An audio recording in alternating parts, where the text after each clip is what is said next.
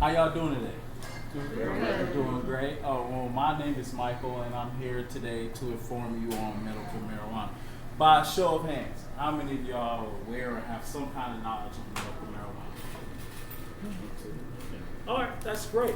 Well, that's why I'm here today, and we're going to go over some talking points. The talking points we're going to go over is first, pretty much the beginning of medical marijuana, and it's actually how it traveled through our different continents in this beautiful world we live in, and pretty much some of the healing properties that medical marijuana has to offer. Due to me, I actually have research in medical marijuana, and this is due to my family. Actually, we have a business in Jamaica in which we contract through JCU, University in Jamaica, which we contract for them to actually do additional research on marijuana. So in my perspective, I think medical marijuana definitely have some kind of breakthrough. We just need to have somewhat of common cause to get together to really understand the healing properties and what it actually has to offer to individuals with different needs. All right. So let's go ahead and get started with some of the brief history behind medical marijuana. Medical marijuana, as you can see, was dated back to 273 BC in China, and this was with an emperor. Before then, opium wasn't yet introduced to China, so China had scarce resources on some of the medical stuff they had for their health. So the emperor did extensive research on himself and other patients, and around this time it was due to a lot of discretion, and that was because of the patients were having hallucinations of them actually saying that they see the demons and devils and sort of stuff. So it was more of looked at as upon more of a mystical plant, folktale magic type healing for this plant around in China. And then from China, it actually went to India, which they as well seen it as a mystical healing for anxiety and stress. And from there, it went from the Middle East to Africa, which they also have before Christ around 2000 BC, where they also have dated pipes with little marijuana residue as well. So I like to tell everybody, just a rule of thumb, due to the little research that I did with medical marijuana, if you actually look at a map and you look from the east to the west, you can actually see is where medical marijuana actually started and where it ended with how strict the laws are. So if you start from the east of the world, you'll notice that the laws with medical marijuana is actually a little downplay, and as you get to the western hemisphere, it gets a little more stricter, well, due to, I guess, California and Michigan actually becoming a little more open with the medical marijuana laws. So now we're going to talk about pretty much a little brief history on the spread of medical marijuana and how it went to different continents. Let's go ahead and talk about some of the healing properties. All right. So the American Cancer Society actually stressed that they had did a couple of small studies on clients, and they were actually able to gain up to 40 to 50 pounds after they had opted in for medical marijuana.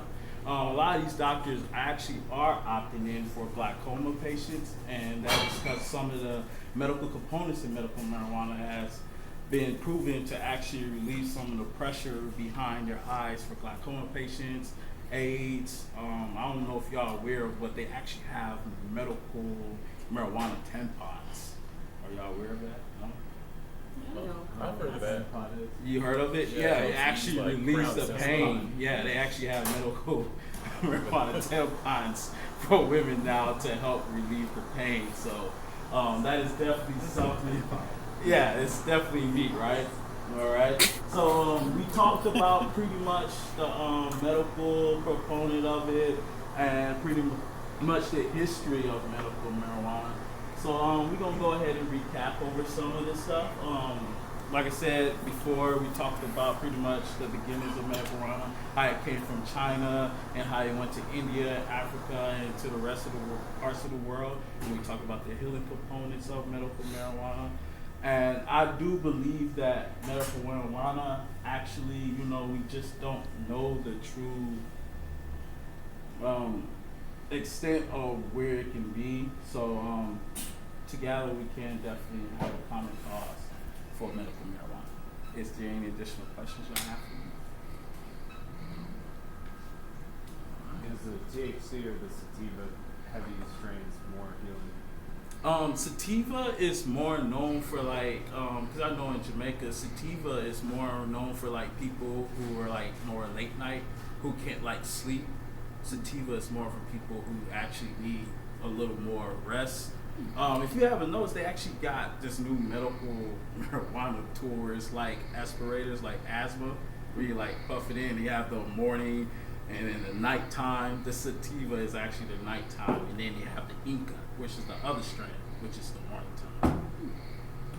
Yeah, so it's different strands, and I think it's the THC and the CBC, different components in the THC that attacks different, components and different problems that patients have. So, what do the laws look like for medical marijuana over in places like China and India, where you mentioned like previously, like that's where a lot of medical use like started off like this? A lot of the laws over there are a lot more relaxed.